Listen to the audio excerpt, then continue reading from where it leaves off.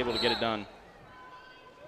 So a early 3 points for Northwestern as Trevor Chumbley picks up the 4-1 sudden victory win.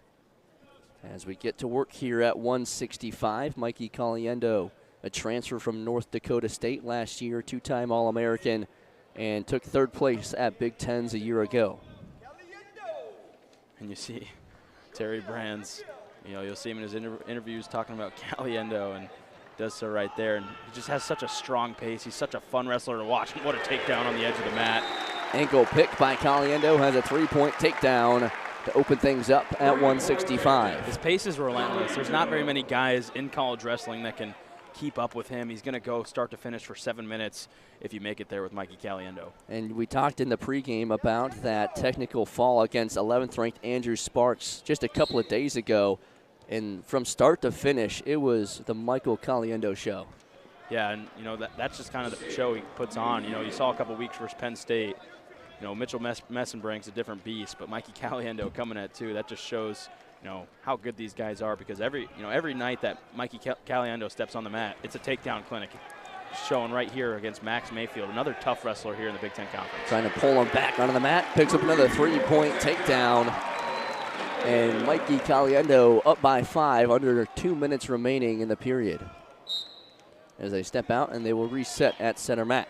Now on the other side, Maxx Mayfield, nothing to sneeze at either, a redshirt senior from Lincoln, Nebraska, coming off a major decision win over Cody Gable at Wisconsin on Friday, and had a ranked win over Tyler Lillard from Indiana last week in a 9-6 decision. Yeah, has battled a little bit of injury this season, has been in that and/or part of the lineup for Northwestern, but a tough competitor here in the Big Ten Conference and has grown over the past couple seasons. Mayfield against ranked opponents this season, 4-3 overall. Caliendo, career record 29-12 against ranked opponents. Placed third at the Big 12 Championships. What a re-attack right there for Mikey Caliendo. Just the patience, waiting for Mayfield to, take a strike there and able to re-attack. What a takedown there for Mikey. And allowing Mayfield to get back up, get his escape point, and Caliendo looking for extra points here at 165. Minute 20 remaining in the period. Right there, the action. And Mayfield's a strong wrestler right there. You see him able to have some good defense right there. But Mikey Caliendo, the advantage right here in the neutral position. And so fast and able to get to those attacks quickly, blink of an eye, and he has 3 points. Something that I've seen from him, over these past 2 seasons right now is takedowns. They don't take a lot of time. It's similar to Drake Ayala. They get to those legs and they're efficient. They're always so workmanlike with their takedowns. Mayfield had the right ankle. Caliendo able to get around, pick up 3 more points on the edge of the mat.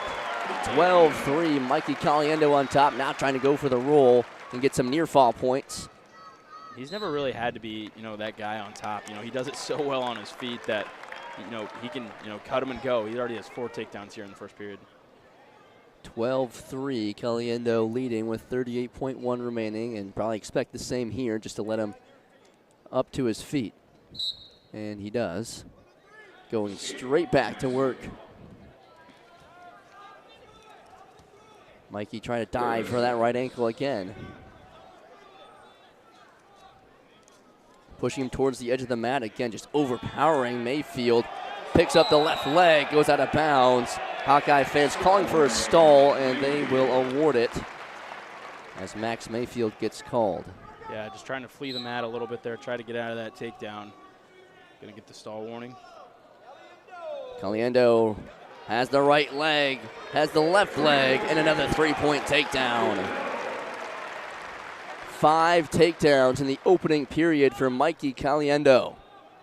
Looking at his last couple matches versus Christopher Minto last weekend was a winner 5-1, but everything else in the Big Ten Conference has been by bonus points. The only loss, of course, to Mitchell Mesbrink, but he loves to get bonus for the Hawkeyes.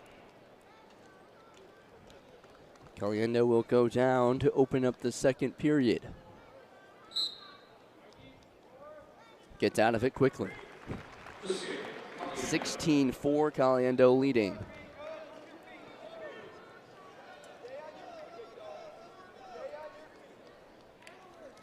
Mikey dives again for that right ankle. Good job by Mayfield to get around and that time evade the attack. Good hips there from Caliendo to get out of that attack. Mikey back to work, snap down, runs around, picks up 3 more. And that will end it. 19-4 tech fall. Mikey Caliendo. Some bonus points for the Hawkeyes as they get on top. 5-3 over Northwestern. Yeah, big win for him. And Mikey Caliendo, he just does such a good job at, if a wrestler gets to a leg, they're not onto it very long. And, he's one of the fan favorites here at Carver Hawkeye Arena, has been all season. And we're going to see a look at that takedown. Other side for Northwestern, it will be Dirk Morley, a redshirt freshman from Denver, Colorado. Kueter picks up an early takedown. Yeah, and Dirk Morley has, struggled here in his first year in the lineup. Just 4 wins on the season, 1 in Big Ten play. But, has really fought hard. He got his first Big Ten win on Friday versus Wisconsin, won by decision 15-14, so a lot of action in that match.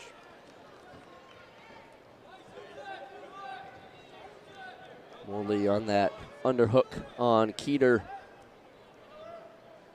Ben Kueter, the 2023 Iowa Class 3A Dan Gable Mr. Wrestler of the Year, a 4-time undefeated state champion, and won a perfect 111-0 in high school.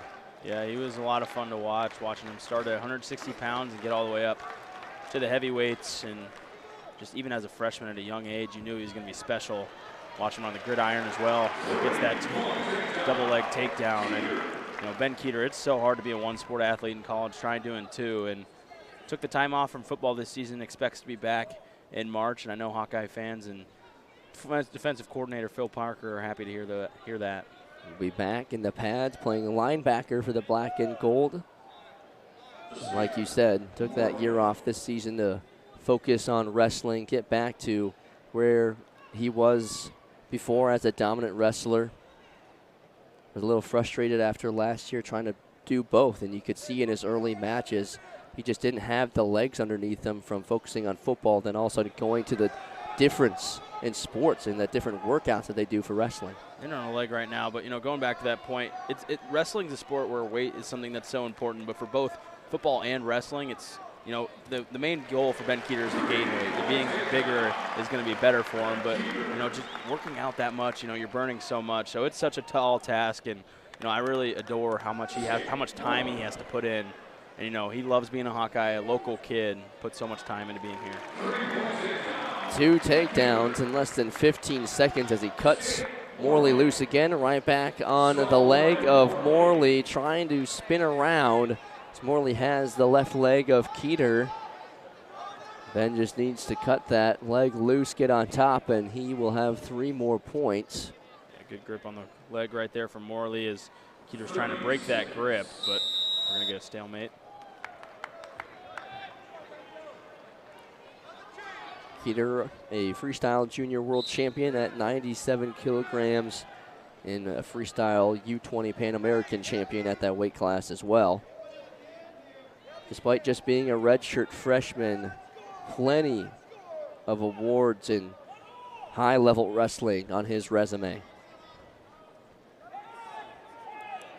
10 seconds remaining in the opening period, and Kueter looking for a last-second takedown, picks it up. Just gets to those legs so easily, moves so quickly. He doesn't move like a heavyweight, just a great athlete. Always has been. 15-4, Kueter will go down to open up the second period. Now if you're Morley, you're down by 11 right now, trying to just save some points here for your team. What does he need to do to try and pick up some points here against Kueter? Well, I was going to say, try and get a tough ride right here. See if you can get a mat return. That's, an area you haven't been in yet. See if you can maybe try and control the match a little bit on top. But Kueter keeping his legs down. He's going to get that stall warning. You got to make an attempt. You got to get him to the mat. You got to let him free. So get that stall.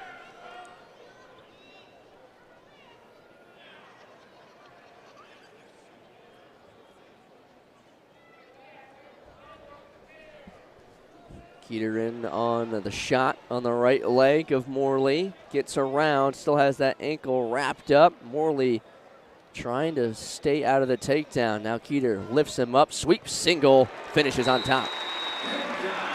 Another three-point takedown and another tech fall for the Hawkeyes as Ben Kueter picks up more bonus points. Yeah, another big win for the Hawkeyes. We knew there was going to be a lot of bonus today for some of these Hawks, but good bounce-back win for Ben Kueter. Better ones here in the Big Ten at this weight class, but Kyle Parco won one of the leagues of his own so far this season for the Hawkeyes. A four-time All-American, a three-time Pac-12 champion from his time at Arizona State, transferred from Fresno State after the 2021 season. Of course, this year in the black and gold, coming off a 5-0 decision win over 29th-ranked Drew Roberts on Friday in Minneapolis. Over 100 wins in his career, and looking for career win number 111 here today.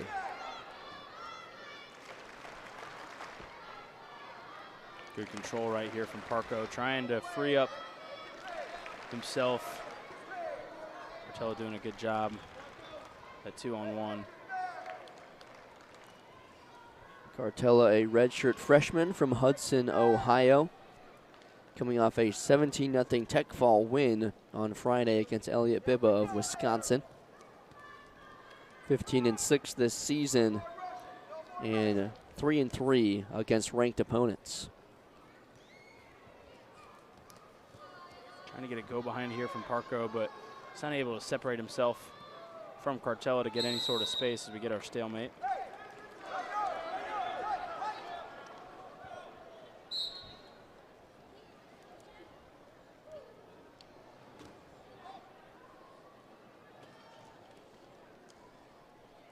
Good action so far.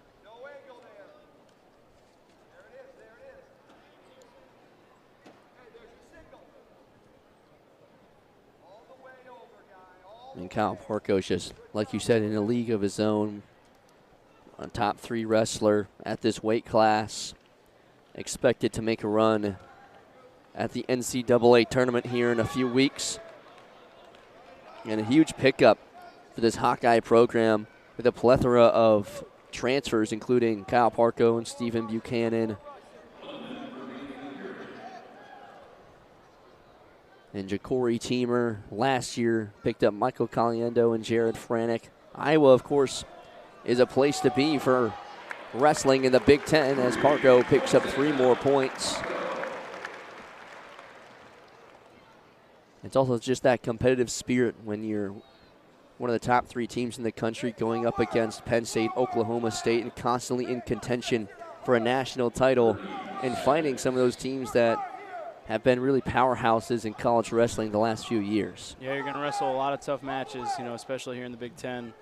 I mean, he's wrestled a lot over his career, but night in, night out, you're going to have someone tough on the mat. Parco still working on top, trying to pick up some near fall points with a turn. 10 seconds remaining in the period.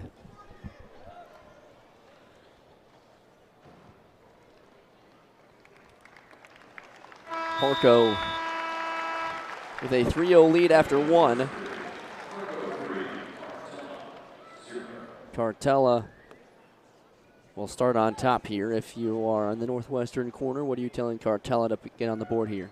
Well, Cartella is another one of those guys for Northwestern. He's not going to wow. He's not going to wow you with whatever he does, but you know, maybe in the top position if you can get some time out. But you did a really good job in the first 2 minutes of keeping Parco away from your legs, so you're going to have to kind of try and ride on that and generate some of your offense on your own.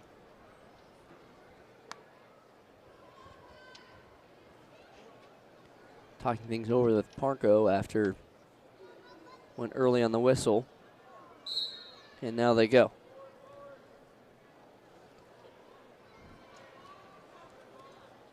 Good ride here from Cartella. Parco's got that ankle pretty good right now, but Cartella, he really likes to get those boots in and keep you on the mat.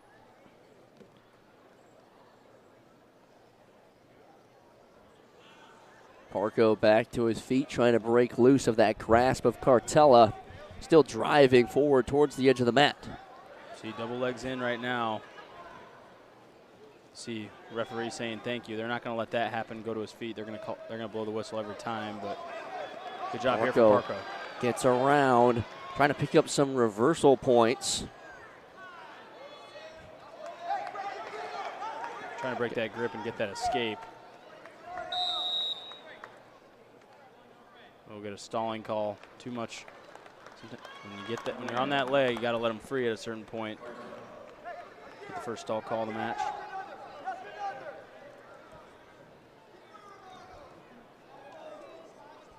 .106 on the clock.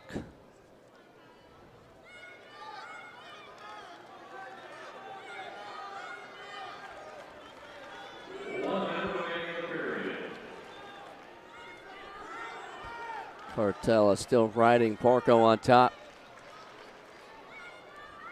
Cartella's probably still going to have to get a takedown at some point in this match if he can't turn him, but doing a really good job in the top position. This wears you out, so Kyle Parco is going to come out of this period a little more gas than he'd like to be, but that's going to be Cartella's advantage. Can he get to those legs when Parco's not at full health?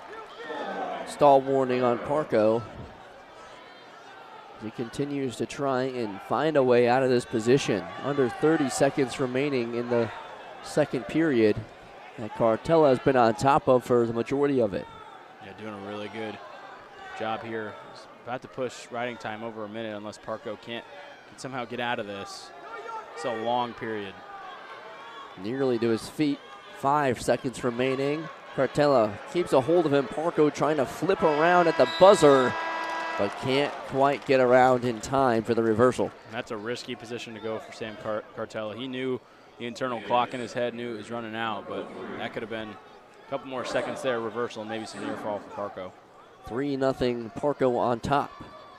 Stick around after the match. We'll have Mikey Caliendo for the Hawkeyes standing by with Colin Carruthers to talk about today's match. And moving forward, the Hawkeyes will be back home next weekend against Oklahoma State. Northwestern will prepare for the Big Ten Championships in Evanston.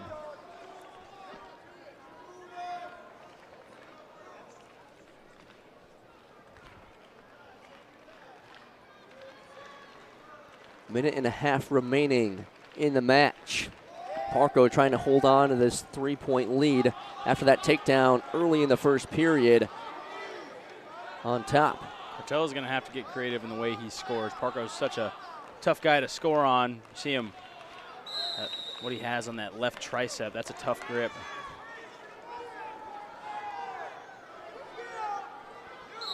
Minute 14 remaining. That first period takedown, the difference as of right now, the only points on the board.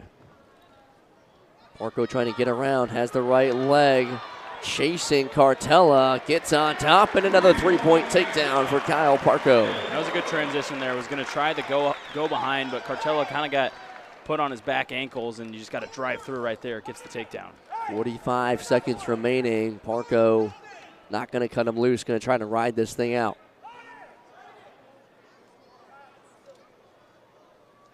Cartella back to his feet.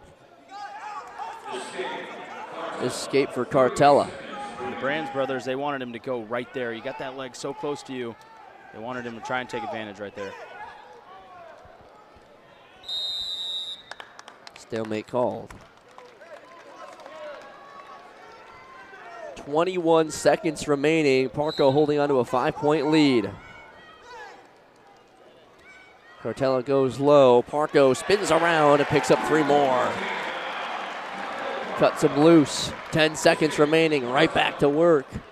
Parco trying to string together a couple of takedowns late in the match.